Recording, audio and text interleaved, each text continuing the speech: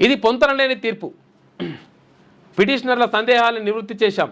రివాల్యుయేషన్కు నిబంధనలు అనుమతించవు. రివాల్యుయేషన్కి అనుమతించకపోతే మీ అయ్యే జాగిరి ఇష్టం వచ్చినట్టు జాబులు ఇస్తారా బాబు? నీ అయ్యే జాగిరాడా?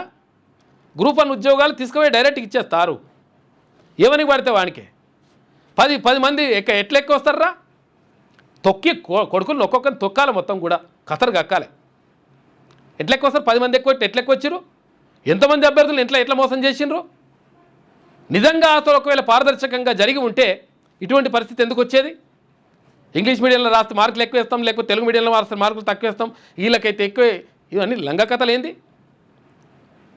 ఇంకా మళ్ళీ ఏదో మేము పీకేసినాం ఏకేసినాము, ఇది మళ్ళీ రివాల్యుయేషన్ చేయదు. రివాల్యుయేషన్ చేయకపోతే నీ ఇష్టం, నీ అయ్యే జాగిరి లెక్క ఇష్టం వచ్చినట్టుగా మార్కులు వేసుకుంటూ పోతే అక్కడ ఆర్సీ రెడ్డి ఆ ఫ్యాకల్టీకో లేకపోతే ఇంకొకరికో అప్పగిస్తావు.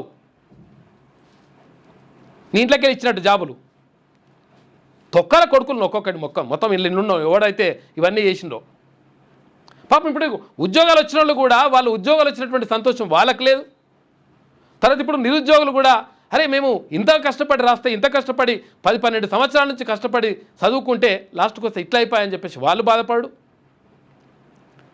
రాష్ట్రంలో ఇది ఒక రకంగా సివిల్స్ ఉద్యోగం లాంటిది. ఇటువంటి ఉద్యోగాన్ని తీసుకొచ్చి అప్పనంగా ఇష్టం వచ్చినట్టుగా అయ్యా జాగీర్ లెక్క అమ్ముకుంటారా? మేము అమ్ముకున్నట్టు ఆధారాలు ఉన్నాయా? బొచ్చు ఏం కావాలి నీకు ఇంకా ఆధారాలు? 10 మంది ఎట్లా ఎక్కువ వచ్చిర్రా? Waste fellows.